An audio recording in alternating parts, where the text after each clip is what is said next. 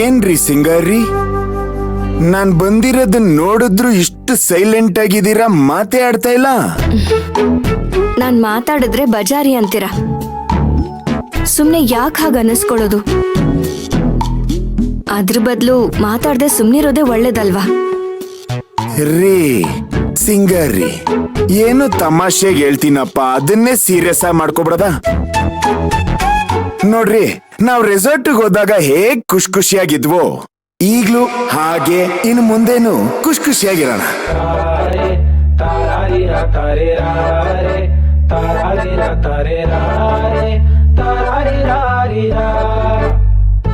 ಅಲ್ಲ, ನೀವು ರೆಸಾರ್ಟ್ ಹೇಗಿತ್ತು, ನಮ್ಮನ್ನ ನೋಡ್ಕೊಂಡಿದ್ದು ವ್ಯವಸ್ಥೆ ಹೇಗಿತ್ತು, ಊಟ ತಿಂಡಿ ಖಾನ ಪೀನ ಇದೆಲ್ಲ ಹೇಗಿತ್ತು ಅಂತ ಹೇಳಲೇ ಇಲ್ಲ. ಅಲ್ಲಿ ನಾವು ಉಳ್ಕೊಳ್ಳೋದಕ್ಕೆ ಮಾಡಿರೋ ವ್ಯವಸ್ಥೆ ಬಗ್ಗೆ ಏನು ಮಾತಾಡೋ ಹಾಗೆ ಇಲ್ಲ. ಆದ್ರೆ ಬೇರೆ ವಿಷಯಗಳೇ ನಂಗೆ ಅರ್ಥ ಆಗ್ಲಿಲ್ಲ. ಬೇರೆ ವಿಷಯ ಅಂದ್ರೆ ನಾವು ಅಷ್ಟು ದೂರ ಹೋಗಿ ಊಟ ಮಾಡಿ ನಿದ್ದೆ ಮಾಡೋದಕ್ಕ ಅವ್ರಿಗೆ ಅಷ್ಟೊಂದು ದುಡ್ಡು ಕೊಟ್ಟಿದ್ದು, ಅದ್ರ ಬದಲು ಅದೆಲ್ಲ ಇಲ್ಲೇ ಮಾಡ್ಬೋದಾಗಿತ್ತಲ್ವಾ? ಅಷ್ಟಕ್ಕೂ ನಾವು ಅವ್ರಿಗೆ ಅಷ್ಟೊಂದು ದುಡ್ಡು ಕೊಟ್ಟಿದ್ವಿ, ಮರ್ಯಾದೆಯಿಂದ ನಮ್ಮನ್ನ ಕೂರ್ಸಿ ಊಟ ಹಾಕೋ ಬದಲು ನಮ್ಮನ್ನ ನಿಂತ್ಕೊಂಡು ಊಟ ಮಾಡಿ ಅಂತ ಹೇಳ್ತಾರೆ. ನಾವೇ ಬಡಿಸ್ಕೋಬೇಕಂತೆ, ನಾವೇ ಹೋಗಿ ಕೂತ್ಕೊಂಡು ಊಟ ಮಾಡ್ಬೇಕಂತೆ. ನನಗೆ ಯಾಕೋ ಇದು ಸರಿ ಅನಿಸ್ಲಿಲ್ಲ. ರೀ, ಅದನ್ನ ಬಫೆ ಸಿಸ್ಟಮು ಅಂತಾರ್ರಿ. ಬಫೇನೋ ಕೆಫೇನೋ ಅದೆಲ್ಲ ನಂಗೆ ಗೊತ್ತಿಲ್ಲ ಚಿಕ್ಕ ಯಜಮಾನ್ರೆ. ಆದ್ರೆ ಆ ರೀತಿ ಎಲ್ಲ ಮಾಡಿದ್ರೆ ಊಟ ಮಾಡೋದಕ್ಕೆ ಹೇಗ್ ಮನ್ಸು ಬರುತ್ತೆ? ನಮ್ಮೂರಲ್ಲಿ ಒಂದು ಸಣ್ಣ ಹಬ್ಬ ಮಾಡಿದ್ರು ಎಲ್ರಿಗೂ ಕೂರ್ಸಿ ಊಟ ಹಾಕ್ತಾರೆ.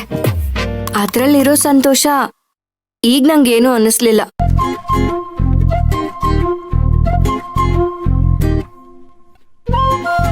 ಗೌರವಕ್ಕೋಸ್ಕರ ಆದ್ರೂ ನಮ್ಮನ್ನ ಕೂರ್ಸಿ ಖುಷಿಯಿಂದ ಬಡಿಸ್ಬೋದಾಗಿತ್ತು ಅಲ್ವಾ?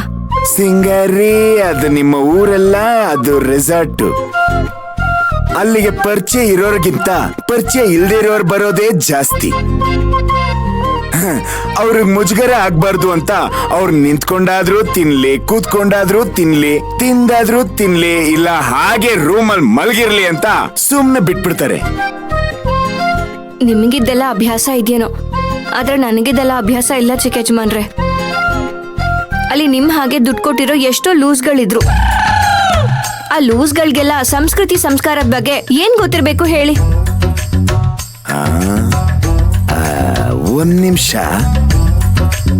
ನಿಮ್ಮ ಪ್ರಕಾರ ನಾನು ಹಾಗಾದ್ರೆ ಲೂಸಾ? ನನ್ನ ಹಾಗೆ ಇನ್ನೊಂದಷ್ಟು ಲೂಸ್ಗಳು ದುಡ್ಡು ಕೊಟ್ಟು ರೆಸಾರ್ಟ್ಗೆ ಬಂದಿದ್ರಾ? ಅಯ್ಯೋ ಕ್ಷಮಿಸಿ ಚಿಕ್ಕ ಯಜಮಾನ್ರೆ, ಅದು ಮಾತಿನ ರಭಸದಲ್ಲಿ ಹಾಗೆ ಹೇಳ್ಬಿಟ್ನೆ ಹೊರತು ಬೇರೆ ಯಾವ ಉದ್ದೇಶನೂ ಇಲ್ಲ. ನೀವು ಮಾತಾಡ್ತಿರೋದು ಕೇಳ್ತಿದ್ರೆ ನಾವು ಹೊರಗಡೆ ಹೋಗಿದ್ದು ಅಲ್ಲಿದ್ದು ಯಾವ್ದು ನಿಮಗಿಷ್ಟ ಆಗ್ಲಿಲ್ಲ ಅನ್ನಿಸ್ತಿದೆ. ಅದೇನೋ ಚಿಕ್ಕ ಯಜಮಾನ್ರೆ, ಊಟ ಮಾಡಿ ನಿದ್ದೆ ಮಾಡೋದಕ್ಕೆ ಅಷ್ಟು ದೂರ ಹೋಗಿ ಅಷ್ಟು ದುಡ್ಡನ್ನ ಖರ್ಚು ಮಾಡ್ಬೇಕಾಗಿತ್ತಾ? ಅದೇನೋ ಇಲ್ಲೇ ಮಾಡ್ಬೋದಾಗಿತ್ತಲ್ವಾ? ನೀವಲ್ಲಿ ಖರ್ಚು ಮಾಡಿರೋ ದುಡ್ಡಲ್ಲಿ 6 ತಿಂಗಳು ಒಂದ್ ಕುಟುಂಬ ಸುಖವಾಗಿ ಜೀವನ ನಡೆಸಬಹುದಾಗಿತ್ತು. ನನ್ನಂತ ಕೆಲ್ಸದವ್ರಿಗೆ ಎಷ್ಟೋ ತಿಂಗಳು ಸಂಬಳ ಆಗಿರ್ತಿತ್ತು. ಹೇ ರೀ ಸಿಂಗಾರಿ, ನಾನು ಕೇಳಿದ್ದು ನಾವು ಹೋಗಿದ್ದು ಇಷ್ಟ ಆಯ್ತಾ ಇಲ್ವಾ ಅಂತ. ನೀವು ಮಾತಾಡ್ತಾ ಇರೋದು ಅದ್ಯಾವ್ದೋ ಗೊತ್ತೂ ಇಲ್ದೇ ಇರೋ ಕುಟುಂಬಕ್ಕೆ 6 ತಿಂಗಳು ಖಾನ ಪೀನಾ ಬಗ್ಗೆ. ಅಯ್ಯ, ನಾವಿಲ್ಲಿಂದ ಅಲ್ಲಿಗೆ ಹೋಗಿದ್ದು ರಿಲ್ಯಾಕ್ಸ್ ಮಾಡೋದಿಕ್ಕೆ, ಮನ್ಸು ಹಗುರ ಮಾಡ್ಕೊಂಡು ವಾಪಸ್ ಬರೋದಿಕ್ಕೆ. ನೀವು ಯೋಚನೆ ಮಾಡ್ತಿರೋದು ನಿಮ್ಮ ಸಂಬಳದವರೆಗೂ ಬಂದಿದ್ದೀರಾ. ಏನ್ರಿ ಮಾತಾಡ್ತಿದ್ದೀರಾ?